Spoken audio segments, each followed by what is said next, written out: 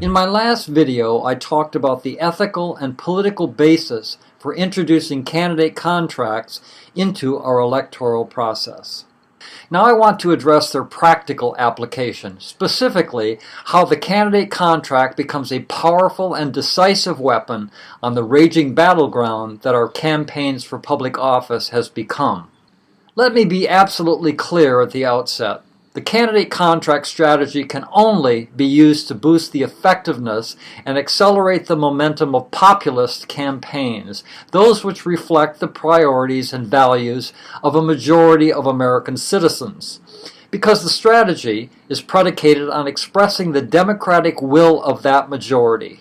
Therefore, using the candidate contract for narrow, niche activism or unpopular causes is a non-starter. In theory, candidate contracts can be drawn up for any reason around any issue, big or small, but they're only effective in attracting voter support if they reflect enormous popular support. Having said that, making the candidate contract the centerpiece of a populist campaign can be decisive. It can win elections. Here's how.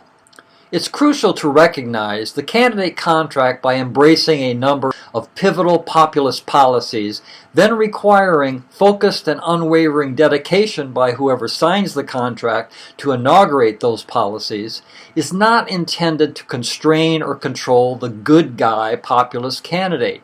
These items are the things he or she would do anyway if elected. In fact, within each district, the good guy populist candidates themselves each tailor the contract for their particular constituents, literally designing the contract he or she can and will deliver on.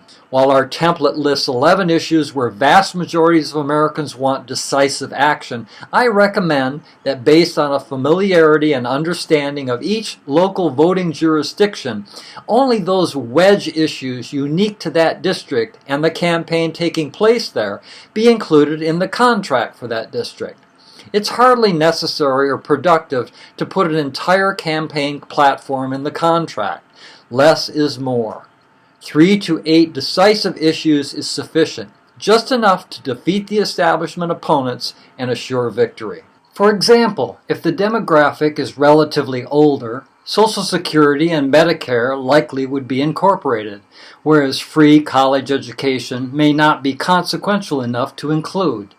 If the demographic is young and working class, most likely the $15 per hour minimum wage clause should be adopted, and so on.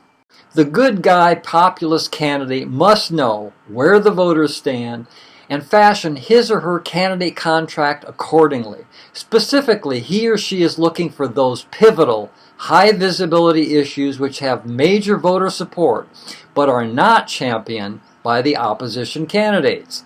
If an incumbent has, for example, voted in Congress against an increase in the minimum wage, and there's enormous support among low-wage voters locally, that divergence is exactly what the populist candidate is targeting. I can't stress this enough. The contract should identify those issues with popular local support which differentiate him or her from their opponents. The progressive candidate is on the side of the people, whereas the opponents, establishment, centrist, neoliberal candidates from either major party, are on the wrong side of these issues. This now points us to how the candidate contract weaponizes the populist campaign. The contract draws a massive, unmistakable line in the sand. The populist is on one side, the side of the people, and his or her opponents are on the other.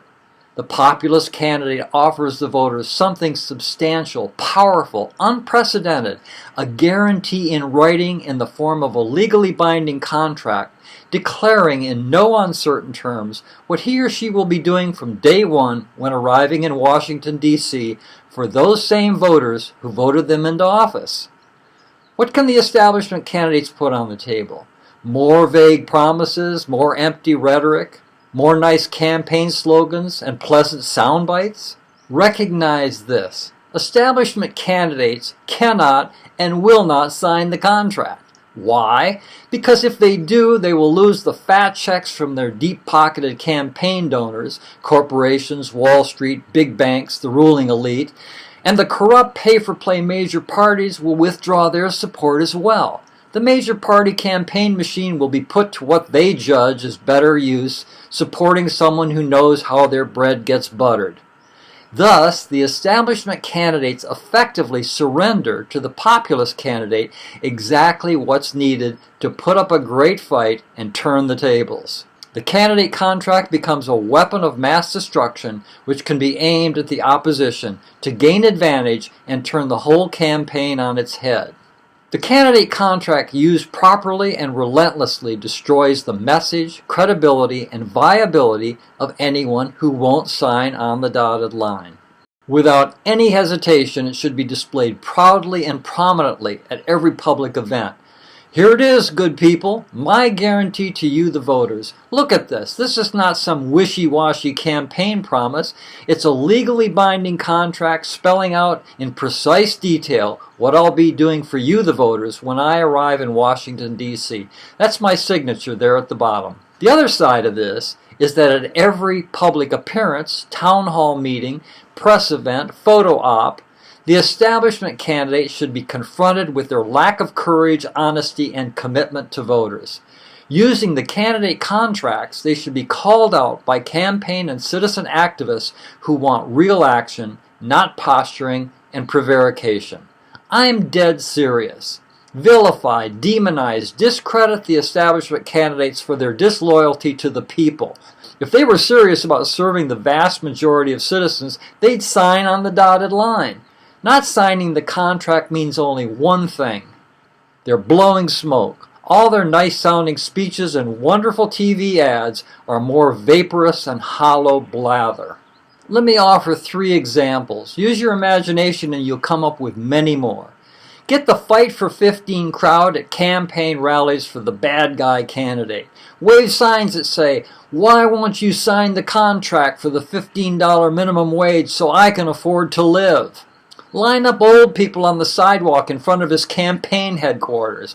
Beautiful old folks in rockers, wheelchairs, leaning on aluminum walkers. Have them wearing t-shirts saying, "Why won't you sign the contract to protect my Social Security and Medicare?"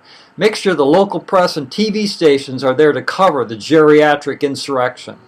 Have the Veterans for Peace in Code Pink at his campaign rallies. Hold up big banners. "Why won't you sign the contract to bring the troops home from Afghanistan? No more American soldiers in body bags." Is this negative? Is this mean? No, it's not negative and it's not mean. It's a public service. Voters need to know what they're getting when they vote for someone. If that person won't come clean, then we need to come clean for them. Not signing the contract is a big deal. It's a big red flag. Voters deserve to know. Especially with incumbents, it's absolutely our public duty to call them out on their false claims and excuses.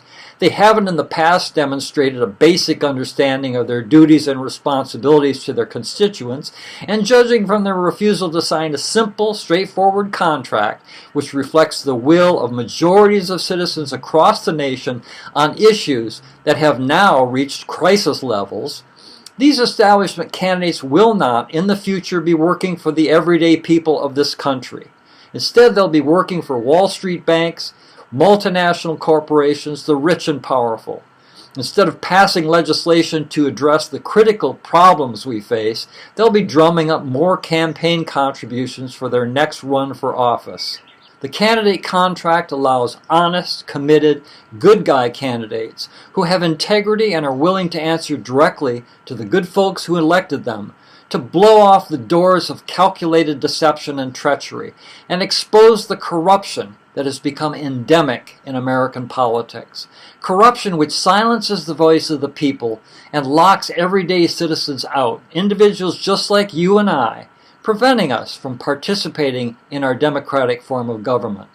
At the same time, it opens other doors, and through those doors will walk representatives who represent, public servants who serve the public, Determined, hard-working, elected officials who will begin reinstating accountability, transparency, and integrity to a good system gone bad, a unique promise of self-rule by all citizens, corrupted and co-opted by the crushing anti-democratic forces of unlimited money in politics and unchallenged power by an autocratic ruling elite. It's time we fight back. Candidate contracts are the weapon of choice.